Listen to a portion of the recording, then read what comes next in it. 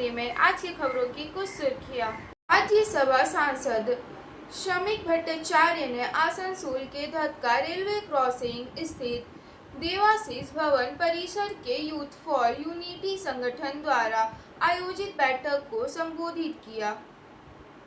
पक्षियों की प्यास बुझाने के लिए वन विभाग ने की पहल। शनिवार को आसनसोल गर्ल्स कॉलेज में गवर्निंग बॉडी की एक महत्वपूर्ण बैठक आयोजित की गई। स्थान गोलाबारी में राजौरी के अतिरिक्त जिला विकास आयुक्त राजकुमार थापा समेत 5 लोगों की मौत। अन्य खबरों के लिए हमारे साथ बने रहें। Please like, share and subscribe and forward YouTube channel News Moment. For more details and for advertisement, contact editor 9563 830285.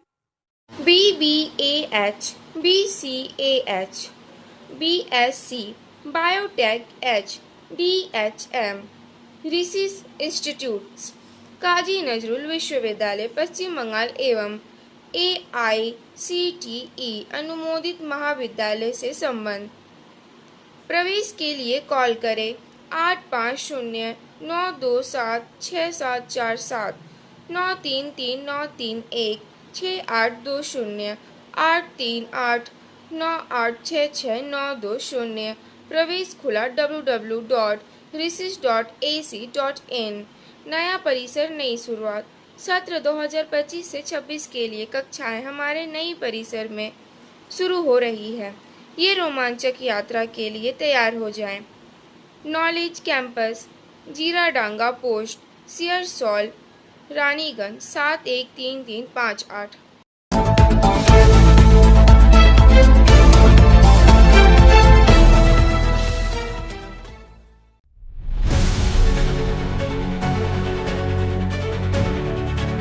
पूर्वी रेलवे के आसनसोल डिवीजन ने एक पेड़ मां के नाम थीम के तहत बड़े पैमाने पर पौधारोपण अभियान का आयोजन किया। पर्यावरणीय स्थिरता और हरित भविष्य के प्रति अपनी प्रतिबद्धता के तहत पूर्वी रेलवे के आसनसोल डिवीजन ने आज मंडल रेल प्रबंधक कार्यालय परिसर में एक पेड़ मां के नाम थीम के तहत सामूहिक वृक्षारोपण कार्यक्रम का आयोजन किया। आसनसोल डिवीजन पूर्वी रेलवे के मंडल रेल प्रबंधक श्री चेतनानंद सिंह ने डिवीजन के शाखा अधिकारियों और कर्मचारियों के साथ पौधे लगाकर वृक्षारोपण अभियान का नेतृत्व किया। यह पहल मातृत्व को श्रद्धांजलि देते हुए पर्यावरण की रक्षा के सामूहिक संकल्प का प्रतीक है। वृक्षारोपण पारिस्थितिक संतुलन को बनाए रखने, कार्बन फुटप्रिंट को कम करने और जलवायु परिवर्तन से निपटने में महत्वपूर्ण भूमिका निभाता है। पेड़ हवा को शुद्ध करते हैं, ऑक्सीजन प्रदान करते हैं, मिट्टी के कटाव को रोकते हैं, जैव विविधता का समर्थन करते हैं और तापमान को नियंत्रित करने में मदद करते हैं। विशेष रूप से शहरी और औद्योगिक क्षेत्रों में इस तरह के प्रयास भारतीय रेलवे के हरित मिशन का अभिन्न अंग है। एक पेड़ मां के नाम थीम के कार्यक्रम में एक भावनात्मक प्रतिध्वनि जोड़ी जिसने व्यक्तियों को अपनी माताओं के सम्मान में एक पेड़ लगाने के लिए प्रोत्साहित किया। पर्यावरणीय जिम्मेदारी को व्यक्तिगत स्नेह और सांस्कृतिक मूल्यों से जोड़ा। इस अवसर पर बोलते हुए श्री चेतनानंद सिंह ने रेलवे परिचालन में स्थिरता के महत्व को रेखांकित किया और निरंतर पर्यावरण जागरूकता की आवश्यकता पर प्रकाश डाला। उन्होंने कर्मचारियों की सक्रिय भागीदारी की सराहना की और इस तरह की सार्थक पहलों के माध्यम से आसपास के वातावरण को हरा भरा बनाने के लिए मंडल की प्रतिबद्धता की पुष्टि की। पूर्वी रेलवे का आसनसोल मंडल पर्यावरण के अनुकूल प्रथाओं को अपनाने और एक स्वस्थ ग्रह में योगदान देने के लिए सक्रिय कदम उठाना जारी रहता है।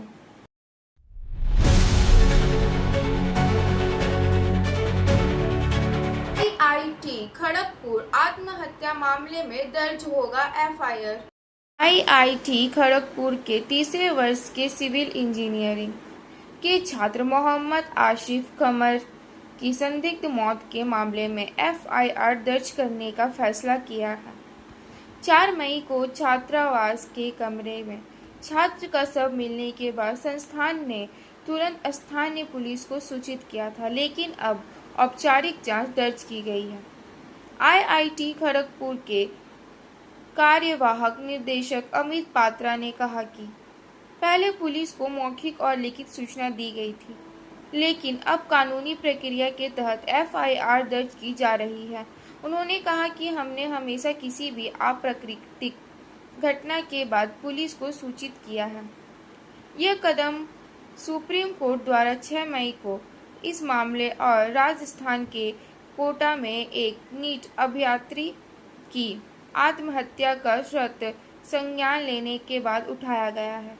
कोर्ट ने विशेष तौर पर पूछा था कि क्या कमर की मौत के बाद एफआईआर दर्ज की गई थी। इस बीच संस्थान ने हाल ही में हुई आत्महत्याओं की जांच करने और भविष्य में ऐसे मामलों को रोकने के लिए सुझाव देने के लिए एक समिति गठित करने की प्रक्रिया शुरू कर दी। जनवरी से अब तक आईआईटी खड़गपुर में 3 छात्रों ने आत्महत्या की है, जिससे संस्थान पर सवाल उठ रहे हैं।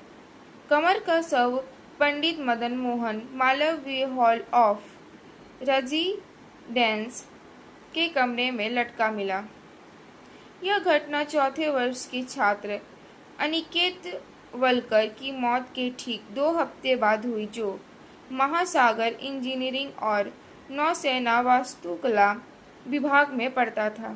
इससे पहले 12 जनवरी की तीसरे वर्ष के छात्र सोन मलिक का शव भी उसके छात्रावास में कमरे में मिला था।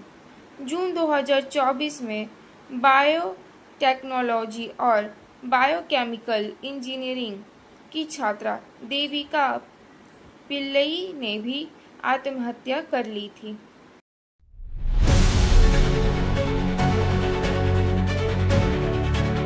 राज्यसभा सांसद शमीक भट्टाचार्य ने आसनसोल के धक्का रेलवे क्रॉसिंग स्थित देवाशीष भवन परिसर के यूथ फॉर यूनिटी संगठन द्वारा आयोजित बैठक को संबोधित किया। आइए कृष्णेंदु मुखर्जी और शमीक भट्टाचार्य जैसे नेताओं को सुने।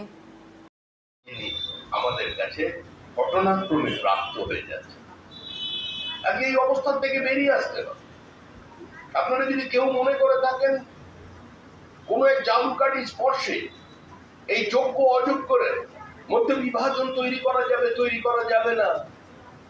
যোগ্য কারা অযোগ্য কারা এসএসসি দুর্নীতিতে কারা আছে এর মীমাংসা সুপ্রিম কোর্ট করতে পারবে না। সুপ্রিম কোর্ট পরিষ্কার জানিয়ে দিয়েছেন যে আমরা নির্দিষ্ট সময়সীমা বেঁধে দিলাম, কিন্তু যাদের মাইনে একদম রেট্রোস্পেক্টিভ এফেক্টে ফেরত দেওয়ার কথা ছিল, সুপ্রিম কোর্ট এতটা মানবিক মুখ নিয়ে দাঁড়ায়নি। তারা বলেছিলেন টাকা ফেরত দিতে হবে না, কিন্তু তোমরা তাকে চলে যাও। রাজ্যের মুখ্যমন্ত্রী বলছেন প্রত্যেকে স্কুলে যাও, প্রত্যেকে স্কুলে গিয়ে পড়াও। সরাসরি সুপ্রিম কোর্টের নির্দেশিকা তৈরি হয়নি, গোটা সাংবিধানিক পরিকাঠামোটাই ভেঙে পড়ে গেছে। আমরা আজকে যখন সারা পৃথিবী জুড়ে আর্টিফিশিয়াল ইন্টেলিজেন্সের কথা বলছি, আমরা এআই এর কথা বলছি, আমরা আশ্চর্যভাবে চেয়ে দেখলাম যে হার্ড ডিস্কে আজকে ফরিদাবাদ থেকে রিকভার করলো সিবিআই। সেই হার্ড ডিস্কে বহু জায়গায় নাম্বারের পাশে শূন্য বসানো আছে, কিন্তু তারপরেও তারা চাকরি পেয়েছে। প্রত্যেক এমএলএ 70টা করে কোটা, 70 জন করে চাকরি বিক্রি করবে। শুধু স্কুলের চাকরি নয়, মিউনিসিপ্যালিটি সার্ভিস কমিশন, এক জেলার লোককে অন্য জেলায় চাকরি দেওয়া হচ্ছে যাতে চিনতে না পারে। বিধাননগর এর পাশে সাউথ দমদম মিউনিসিপ্যালিটি সেখানে চাকরি দেওয়া হলো নদিয়ার লোকজনকে, আর সেই চাকরি দেওয়ার জন্য বিধাননগরের একটি সরকারি স্কুল থেকে 29 বছর বয়সে যেভাবে আমেরিকায় গিয়ে অখ্যাত একজন সন্ন্যাসী পরাধীন ভারতবর্ষ থেকে রিপ্রেজেন্টেশন করেছিলেন, ভারতবর্ষের হিন্দু ধর্মের প্রতি সারা পৃথিবীকে হিন্দু ধর্মের বাণী শুনিয়েছিলেন। তার তখন বয়স ছিল 29 বছর বয়স। আমরা দেখেছি গৌতম বুদ্ধ, তার বয়স সে যখন একটা জায়গায় পৌঁছেছিলেন তার বয়স ছিল 30 বছর। আমরা দেখেছি ঝাঁসির রানী লক্ষ্মীবাই মাত্র 23 বছর বয়সে ব্রিটিশের সঙ্গে লড়াই করেছিলেন। আমরা দেখেছি প্রীতিলতা ওয়াদ্দেদার 21 বছর বয়সে তারা ব্রিটিশের সঙ্গে লড়াই করেছেন। আমরা এরকম অসংখ্য মানুষজন জানি, যখন দেশের প্রয়োজন হয়েছে, যুবকের ইউথের যখন দরকার পড়েছে, ইউথ স্টারদের যখন দরকার পড়েছে, ভারতবর্ষের প্রচুর এইরকম ইয়াং স্টার, ইউথ স্টার, যুব শক্তি এগিয়েছে, নেতৃত্ব প্রদান করেছে। এইরকম একটা অবস্থার মধ্যে ভারতবর্ষ চলছে। আজ দরকার আমাদের ভারতবর্ষে যে সঠিক যুব সমাজকে তুলে নিয়ে আসা, সঠিক যুব সমাজকে সঠিক দিশা দেখানো এবং তাদেরকে দিয়ে আগামী দিনের ভারতবর্ষ যাতে 1 নম্বর জায়গায় যায় সেই রাস্তাটাকে আরো প্রশস্ত করা। আমি চাইবো, আমার সামনে রয়েছেন শ্রমিকদা, আপনারা বসে রয়েছেন, যুব সমাজকে আলো দেখাবার কথা আরো অনেক ভালো করে উনি দৃষ্টি মার্গদর্শন করবেন। আপনারা সবাই বসে শ্রমিকদার কথা শুনুন। আগামী দিন এই যুব সমাজ, ভারতবর্ষের যুব সমাজ সারা পৃথিবীকে আলো দেখাবে, এই আশা রাখি। সবাই ভালো থাকবেন। নমস্কার। বন্দে মাতরম।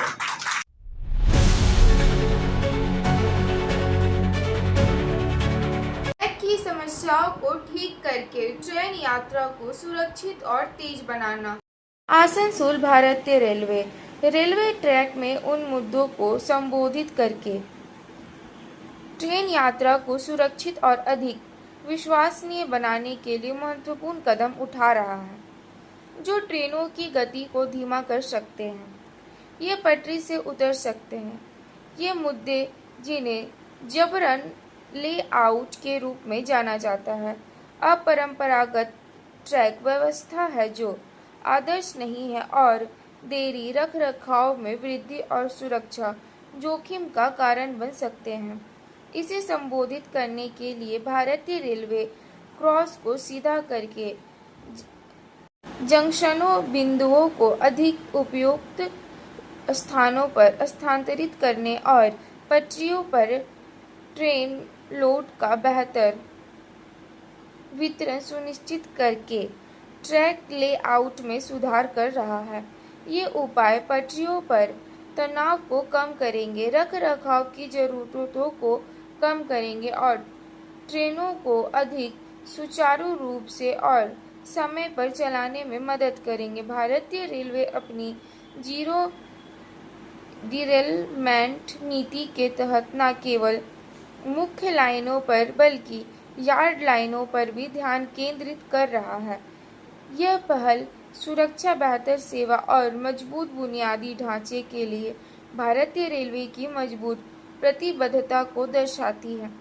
बेहतर ट्रैक डिजाइनों को लागू करके संगठन भविष्य के लिए अधिक लचीला और सुरक्षित रेल नेटवर्क बना रहा है। पूर्वी रेलवे के आसनसोल डिवीजन में इन ट्रैक संशोधनों के दौरान अत्यधिक सावधानी बरती जा रही है।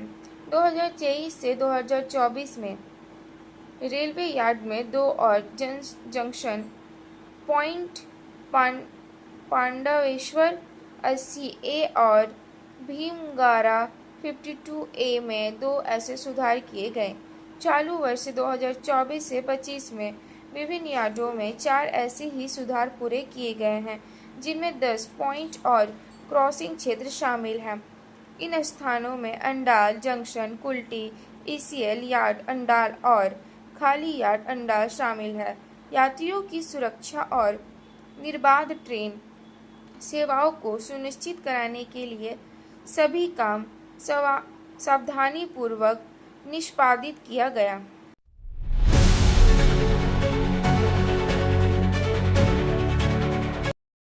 में एक गृहिणी की रहस्यमयी मौत को लेकर तनाव, तोड़फोड़। पवन शर्मा की रिपोर्ट के अनुसार गृहिणी की रहस्यमयी मौत, हत्या का आरोप लगाकर विरोध प्रदर्शन किया। तोड़फोड़ की। न्यू टाउनशिप थाने के बाहरी इलाके में अत्यधिक तनाव। न्यू टाउनशिप पुलिस और कॉम्बैट फोर्स घटनास्थल पर। मृतक गृहिणी का नाम माया घोष 28 है। पुलिस ने पति, ससुर और सास को गिरफ्तार किया।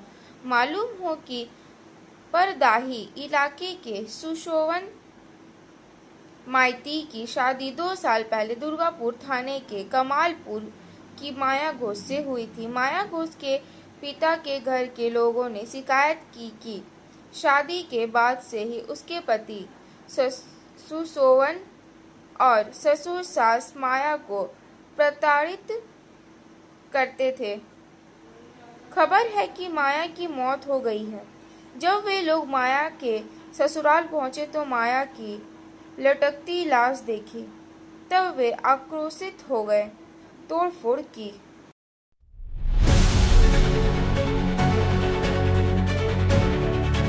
पक्षियों की प्यास बुझाने के लिए वन विभाग ने की पहल। किंग एडिटर विकास प्रसाद की रिपोर्ट के अनुसार झालदा वन क्षेत्र में रेंज ऑफिस से लेकर बीट ऑफिस और नर्सरी तक उन पेड़ों पर पानी से भरे मिट्टी के बर्तन बांधे गए हैं जहां पक्षी आते हैं। सुबह और दोपहर में वन कर्मी उनमें पानी भर रहे हैं। ज्ञात अज्ञात पक्षियों का झुंड कहीं पलायन कर रहा है, पानी में मुंह डुबो कर राहत पा रहा है। ऐसे ही नज़ारा झालदा रेंज और इस रेंज के खेतों और कलमा बीट ऑफिस में देखने को मिला, जहां कर्मी मिट्टी के बर्तनों में पानी डालते दिखे। झालदा वन विभाग के रेंजर अपूर्व मोहंती के बताया कि पक्षियों के आने वाले स्थानों पर पेड़ों पर पानी के बर्तन लगाए गए हैं, जिनमें range office, beat office, nursery, कुछ स्कूल और इलाके के BDO ऑफिस शामिल है, जहां पक्षियों का आना जाना लगा रहता है।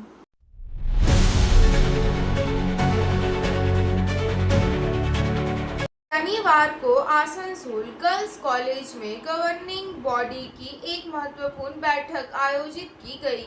खान की रिपोर्ट के अनुसार बैठक में पश्चिम बंगाल सरकार के कानून मंत्री श्री मलय घटक, कॉलेज की प्रिंसिपल डॉक्टर मोनिका शाह और कॉलेज प्रशासन के कई प्रमुख प्रतिनिधि मौजूद थे।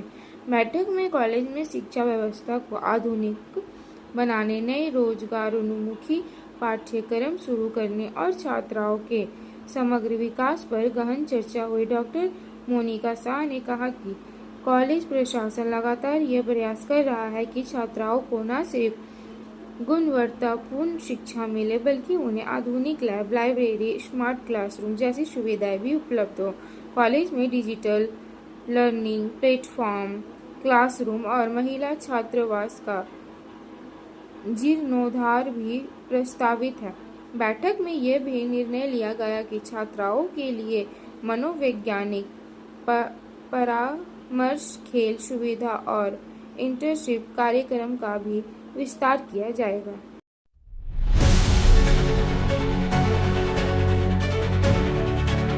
आसनसोल वार्ड नंबर 39 में 2 गुटों में झड़प से तनाव का माहौल।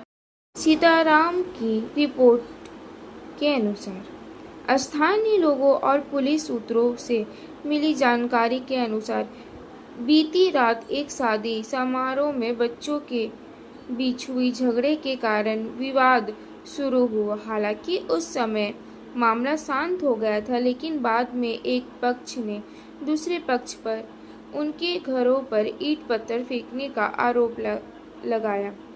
स्थानीय निवासी हकीम दास का कहना है कि लाठी डंडे और धारदार हथियारों से कुछ लोगों की पिटाई की गई और कुछ मोटरसाइकिलों में भी तोड़फोड़ की गई। घटना की जानकारी मिलते ही आसनसोल दक्षिण थाना पुलिस मौके पर पहुंची और स्थिति को नियंत्रण में किया। पुलिस ने बताया कि इस मामले में 3 लोगों को हिरासत में लिया गया है। हालांकि हकीम दास ने बताया कि इस घटना को लेकर आसनसोल दक्षिण थाने में लिखित शिकायत दर्ज कराई जा रही है। उन्होंने यह भी आरोप लगाया कि हमलावर असामाजिक गतिविधियों में शामिल थे।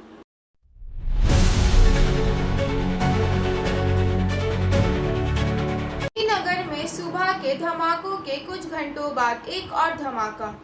शनिवार तड़के जम्मू कश्मीर की ग्रीष्मकालीन राजधानी में इसी तरह के विस्फोटों के कुछ घंटों बाद श्रीनगर में भी भीषण विस्फोट हुई।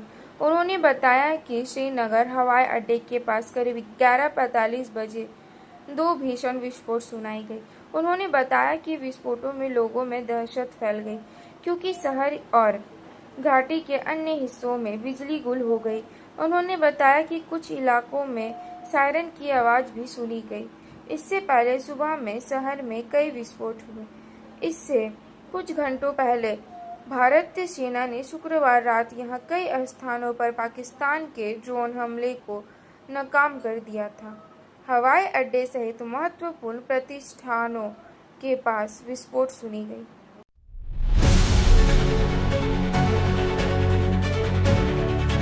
पाकिस्तान गोलाबारी में राजौरी के अतिरिक्त जिला विकास आयुक्त राजकुमार थापा समेत 5 लोगों की मौत। शनिवार तड़के राजौरी में पाकिस्तान की ओर से की गई भीषण गोलाबारी में जम्मू कश्मीर के एक वरिष्ठ अधिकारी समेत 5 नागरिकों की मौत हो गई, जबकि भारत ने रात भर हवाई हमलों का जवाब देना जारी रखा। राजौरी के अतिरिक्त जिला विकास आयुक्त राजकुमार थापा 55 शनिवार सुबह गंभीर रूप से घायल हो गए जब उनके घर पर पाकिस्तानी गोला गिरा।